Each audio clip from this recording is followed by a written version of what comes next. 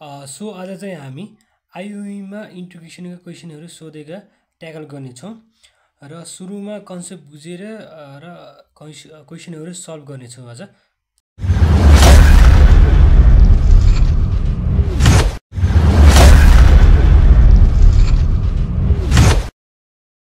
Video सुरु गर्न भन्दा पहिला अगाडि तपाईहरुले चाहिँ इन्ट्रिग्रेसनको बेसिक कुराहरू थाहा होला र अनि यहाँ चाहिँ 1 मार्क्समा एकदम सोधिने इम्पोर्टेन्ट क्वेसन छ हैन।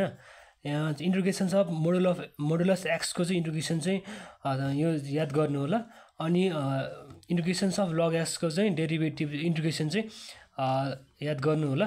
एकदम सोधिरहेको हुन्छ यो क्वेसनहरू आइओईमा है त। सो आजको पहिलो क्वेसन के छ भनेपछि integrations of sin 4x by cos 6x छ है। सो यो अहिले हेर्दा मात्रै डर लाग्दो छ, अरु केही पनि छैन हैन। यसलाई कसरी सल्भ गर्ने भनेपछि ल sin 4x by cos 4x by cos 2x गर्न मिल्यो हैन, मिल्यो। अनि यतिले के लेख्न मिल्यो, tan 4x लेख्न मिल्यो हैन। भनेपछि 1 बाई cos स्क्वायर x भनेको sec स्क्वायर x भयो हैन, dx भयो। सो अब यहाँ अबदेखि यहाँ चाहिँ के गर्ने भन्ने विचार आउँछ हैन। सो अब यहाँ हामी +2 लेभलमा गर्दाखेरि चाहिँ यो के गर्थ्यौ भनेपछि लेट गरेर गर्थ्यौ है।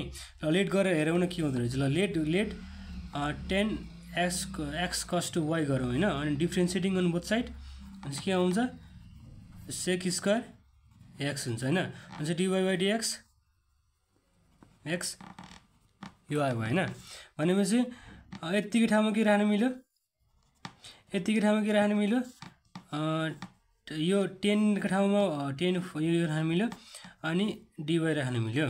भनेपछि यसको अब इन्टिग्रेसन आउँछ होला सबैले भने 6x बाइ के अरे 6x 4x बाइ यो हुने भयो हैन, प्लस c हुने भयो। भने अब यो गर्नुको मेन रिजन मेन कारण के थियो भनेपछि यदि फंक्सन छ, फंक्सनको डेरिभेटिभ कन्टेन गरेको छ भनेपछि यो फंक्सन भयो, यो यसको डेरिभेटिभ कन्टेन गरेको छ भनेपछि हामीले के सिधै लेख्न मिल्दो रहेछ, पावर रुल एप्लाई गर्न मिल्दो रहेछ है। सो हामीले चाहिँ अब एमसीक्यू ट्याकल गर्दा चाहिँ सिधै पावर रुल एप्लाई गरिहाल्ने के, त्यो लेट सेट गरेर टाइम हुँदैन। भनेपछि के हुने भयो भनेपछि यसको 10 यसको के हुन्छ, इन्टिग्रेसन के हुने भयो, 10 5x बाइ 5 प्लस c हुने भयो। भनेपछि के छ अप्सनमा हेर्ने, राम्रोसँग अप्सन हेर्नुपर्छ। अनि के छ अप्सन नम्बर ए छ। सो हाम्रो अब सेकेन्ड क्वेसन के छ भनेपछि e to the power x अनि log a छ अनि times e to the power x छ हैन, यसको इन्टिग्रेसन भने हो। सो अब यहाँ के गर्न मिल्छ भनेपछि यो e to the power x log a यो पावर माथि लान मिल्यो हैन, टाइम्स ex लेख्न मिल्यो। भनेपछि अब यो चाहिँ के हुन्छ भने सबैले थाहा होला, भनेपछि ax भयो हैन, यो यस्तो हुने भयो। सो अब के गर्ने भनेपछि ex by x by dx हुने भयो हैन। अब हामीले के थाहा छ भनेपछि अब कुनै कन्स्ट्यान्टको पावरमा चाहिँ भेरिएबल छ भनेपछि यसको के अरे सो अब यसको चाहिँ इन्टिग्रेसन के हुन्छ भनेपछि सेम हुन्छ, जस्ताको जस्तै हुन्छ same, e to the power x by log base हुन्छ हैन। सो अब यही फर्मुला यो यहाँ एप्लाई गर्दा के हुन्छ भनेपछि सेम भयो बाइ log log यो भयो हैन। अब अप्सन हेरौँ है, अप्सन हेरौँ। अप्सनमा दुईटा यो पनि राइट हो, यो पनि राइट छ है। तर सबभन्दा बेस्ट एन्सर कुन हो भनेपछि यो बी हो कि, किनभने हामीले चाहिँ जति सक्यो त्यति सल्भ गर्न सक्नुपर्छ कि। भनेपछि यसलाई एक्सपान्ड गर्न मिल्छ कि मिल्दैन, मिल्छ। So e to the power x by log a plus log e। अब log e भनेको चाहिँ के हुन्छ, 1 हुन्छ। यो चाहिँ log e थाहा होला, यो चाहिँ प्रपर्टी हो। log e भनेको 1 हुन्छ भनेपछि बेस्ट एन्सर कुन भन्यो, बी हुने भयो। सो अब थर्ड क्वेसन के छ भनेपछि अब यहाँ चाहिँ के बुझ्नुपर्छ भनेपछि सम्झिनुपर्छ है। यो इन्टिग्रेसन बाइ पार्ट लाएर पनि गर्न सकिन्छ, तर डाइरेक्टली सम्झ्यो भने एकदम राम्रो हुन्छ है। के भन्नु सम्झिने भनेपछि यदि एक्सपोनेन्शियल फङ्सन छ अनि त्यो एउटा फङ्सनले चाहिँ डेरिभेटिभ कन्टेन गरेको छ भनेपछि सिधै के लेख्न मिल्छ भनेपछि e to the power x by function लेख्न मिल्छ के।